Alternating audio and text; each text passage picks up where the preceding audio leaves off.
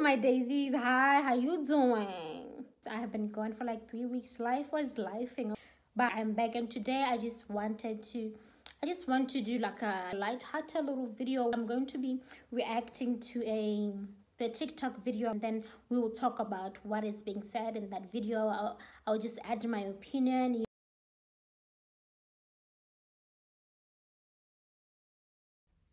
Some people are scared of their own potential. Hear me out. They know that tapping into their potential will initiate change in their life, and they are scared of that change. Tapping into your potential thrusts you towards your dreams and goals, but at the same time, it also thrusts you outside of your comfort zone. I realized that, you know what, it wasn't just the fact that you were afraid of failure. There were just so many aspects to it. And failure is not even like the first step. The first thing would be, now I know my potential right now. I know my potential, right? That means that now I have to take action in order for me to actually reach my potential. And that means I have to take action.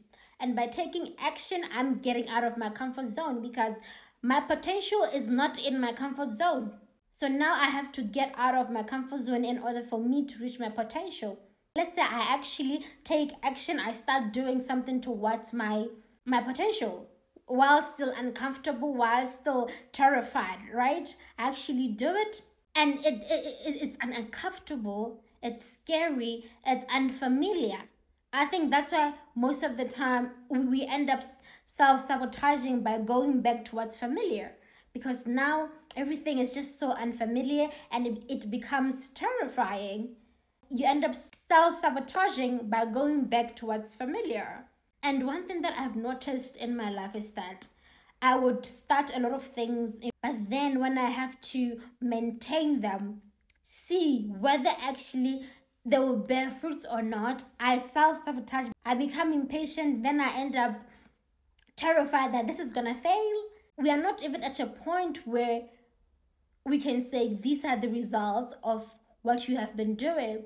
I end up self-sabotaging before I even see the fruits of my labor. Tapping into your potential also puts you in a position where failure in your mind becomes a very real possibility. Some people genuinely believe that if they don't try, they can't fail. I.e., if I don't put the work in and nothing happens, I can't be mad at myself because I didn't even try to make something happen.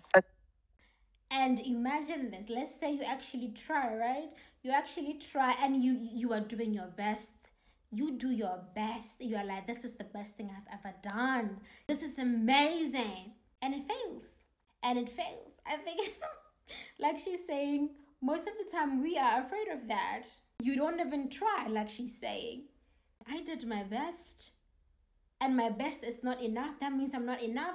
And you start having this butterfly effect of negative thoughts. I did my best and my best is not enough. I failed. That means I'm a failure.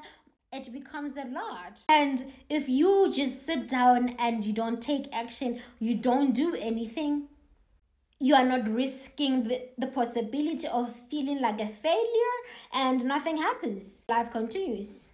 And you are still stuck in a comfort zone. You are still there, not taking action to reach your potential. You are still there, still daydreaming and fantasizing about it. You are still there, still saying, I'm telling you, one day I'm going to be somebody. I'm telling you. But what are you doing? But you're not even doing anything. The minute they tap into that potential and the result they want does not manifest, all of a sudden they beat themselves up over it.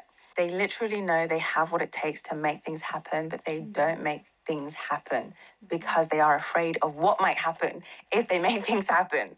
And then there are the people who are frightened at the thought of people around them changing. They believe that tapping into their potential or displaying their potential in any way will cause a shift in the dynamic they have with certain people, and they fear that. And to add on to that, I think even most of the time we are afraid of what the people who are already in our lives, the people who know us, would think, would say, and would think about you when you start to change, when you start to take action, when you start to try to do something in order for you to reach your potential. And it just becomes a lot. And also, like she's saying, things change. If you change, things are going to change. And As I said, because we are just so familiar with everything, once you change and things start to be unfamiliar. I feel this to say that I know it can be scary. I know it can be scary to pull out what is living inside of you, right? Change is scary.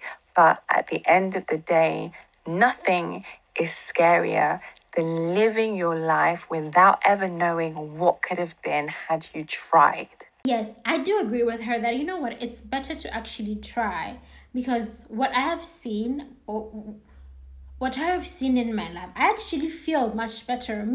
I feel much better when I have actually tried. Even if I did fail, I feel so much better just because I was able to take a step, just because I did something. Regardless of what the results are, the fact that I tried, the fact that I did something, I took action, and I know that I am heading towards my potential. I know that I am heading towards a goal. I am trying to do something. If I do try and I fail, I start to find ways to make it better. I'm like, okay, if A didn't work, let's try B. And if B doesn't work, let's try C. And what do you know? D might just work. If I never actually try anything, I will never know.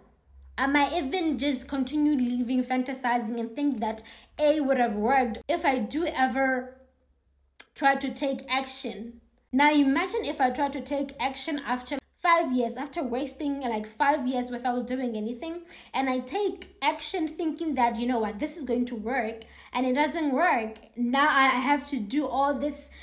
I have to start doing all this trial and error that I could have done 5 years before.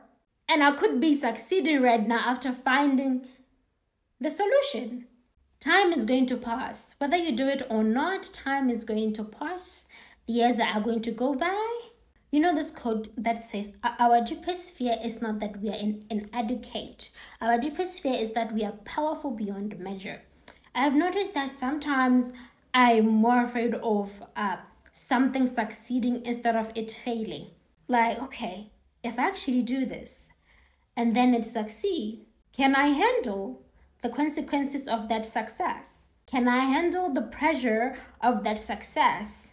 I'm more afraid of success than failure. I remember I was talking to my best friend last time. I was telling her, you know what?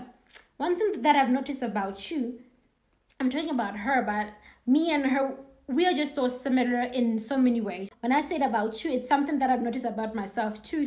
I start to notice it about her. I told her, you know what? One thing that I've noticed about you is not that you're afraid of failure. You are actually afraid of succeeding. You know that if you do this, you are going to succeed. You know that once you start this thing, it's going to succeed, and you're afraid of what is going to happen after that. Can you handle it? Can you maintain it? Can you continue to deliver? You are great. You are powerful beyond measure. You are brilliant. But you continue to self-sabotage. You continue to ignore your potential, ignore actually getting out of your comfort zone in order to reach your potential, because you're afraid that you might not be able to maintain or deliver once you become successful. So I mentioned our deepest fear is not that we are inadequate poem, right? I decided to Google the full poem, and it is beautiful. It is a very beautiful poem, and I decided to share it with you guys. So let's check it out. Most of the time when people quote this poem, they usually stop where it says our deepest fear is not that we are inadequate. Our deepest fear is that we are powerful beyond measure. But if you continue and read the whole poem, it is so beautiful. It says, it is our light, not our darkness, that most frightens us. We ask ourselves, who am I to be brilliant, gorgeous, talented, fabulous? Actually, who are you not to be? Imagine. And that is so true. Who are you not to be? Who are you not to do that? Why are you saying, these things are for people like you or for people like her? Why? Why can't you do it? Who are you not to do it? Who are you not to be fabulous? Who are you not to be talented? the other day, I was in the city, right? And there's this new mall. And I'm in a taxi, and this lady's like, this new mall is not for people like us. I bet it's so expensive. I'm like, for people like us? I'm like, people like you? Who are people like you? I told her, ma'am, you won't know whether this mall is expensive or not by just passing outside. Get inside the mall and see things for yourself. Who is it made for? It is made for all of us. I told her, get inside and see things for yourself. And she did. She was like, you know what? You convinced me. You convinced me. I'm going to get off here and just window shop. I'm like, you don't even have to buy anything. There's no pressure for you to buy anything. You are just window shopping to see what the mall has to offer. And it continues, it says, actually, who are you not to be, right? You are a child of God. Your playing small does not serve the world. You not tapping into your potential, you not tapping into your potential, you not actually showing us that talent that you have does not do us any good. Oh, stop. There's nothing enlightened about shrinking so that people won't feel insecure around you. I just say, you don't have to dim your light. You don't have to make yourself small. We are all meant to shine as children do. We were born to make manifest the glory of God that is within us. Oh, arise and shine, for the glory of the Lord has risen upon you. Aye, stop it. And then it continues, it says, right? It is not just in some of us, it is in everyone. And we let our own little light shine, we unconsciously, as we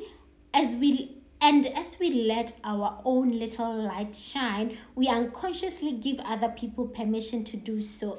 Have you ever just been encouraged by seeing the people around you just shining and being brilliant, just tapping into their potential, doing incredible and wonderful things? This is what this means. If you are working on yourself and the people around you start working on themselves too. Isn't that beautiful? And it continues to say, as we are liberated from our own fear, our presence automatically liberates others. Oh my goodness! Imagine if you are liberated from your own fears and your own insecurities, your presence automatically liberates others. And you know how most of the time we usually just what's the word? So the word that I was looking for was project. I was trying to say, if you don't deal with your own insecurities, you end up projecting them onto other people. So by you liberating yourself, you are able to deal with your insecurities. Now you don't project them onto the people around you. That means everybody is able to tap into that light when they're around you. So basically, that is what I was trying to say. Let's stop here before I start rambling. And thank you guys for watching my videos. Bye. Bye, my daisies. Bye.